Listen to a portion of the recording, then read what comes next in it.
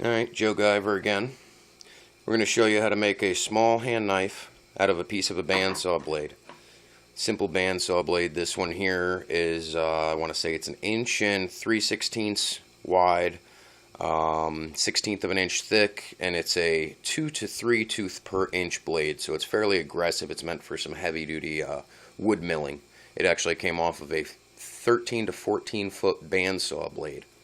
I have sections of this cut laying around that I've retooled and sharpened to make sure that the back side is just as aggressive as it was originally.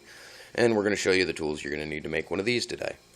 You're going to need a pair of tin snips. Some people will say, oh, well, you got such a flat edge, how'd you do that? You had to use a cutoff wheel, you can't do it with tin snips. I like the tin snips because you can round the tip of your blade, make it basically whatever shape you want.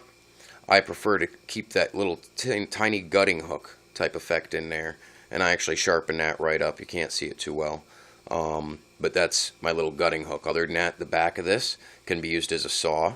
The front of it can be used to skin an animal, prep your hides for tanning. This stays fairly sharp because of the type of metal. It's already hardened steel. That's one of the benefits of using a saw blade. The drawback to it is it's a little flexible. But sometimes when you're skinning an animal, you want that little bit of flexibility. I don't advise you use a cutoff wheel or grinding wheel to cut this, because at that point you're going to make your tip very brittle. You're going to superheat that. A lot of people don't think about that, so they'll cut that with a piece of a cutoff wheel or something, and later on they'll snap the tip off. And when you're in the field, this is hard to repair if you're not carrying a file or grinding equipment out there. You can do it on a sharpening stone. However, because it's hardened steel, it's going to take a while. You need to actually use a file on it initially to get that edge down, or a grinder. Then what I did after I had gotten my shape cut out, I actually sharpened it up ahead of time and just prepped a handle. All I did was cut pieces to length. This is a black walnut that I had gotten a hold of from Casulis Customs, one of his pieces. And it was a cutoff he had laying around, so I just turned it into a knife handle. I haven't done final sanding on this. After I prepped this, got the size that I wanted so that it was a little longer than my hand, I don't have to worry about cutting myself too much on it.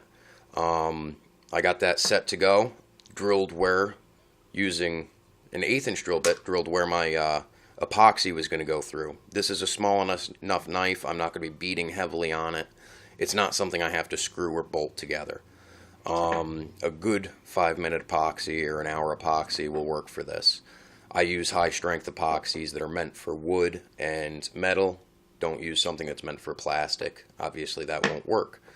But as far as getting the edge down, I basically tried to go for almost a razor's edge by keeping my grinder at a very dramatic angle compared to my blade. I would want to say I was holding my blade approximately 20 degrees, maybe 30 degrees. So I wanted to keep that nice fine edge. You could do it more of an angle, less of an angle. Keep in mind, the harder your angle you're going at, if you do a 10-degree angle, you're going to damage your blade that much easier. Always something you got to keep in mind. You'll notice the handle goes back further than the saw teeth. I didn't grind down the saw teeth on the back side of the blade when I had started.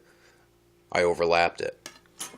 This actually started out, I left an 1/8 inch for sanding purposes on either side initially, and then I carved it down using an X-Acto knife. It's very simple, very easy to make tool. Always make sure you try and prep your pieces as much as you can before you epoxy it. It's hard to come back to it from that point. Other than that, thanks for watching. Hope you learned something. Have a good day.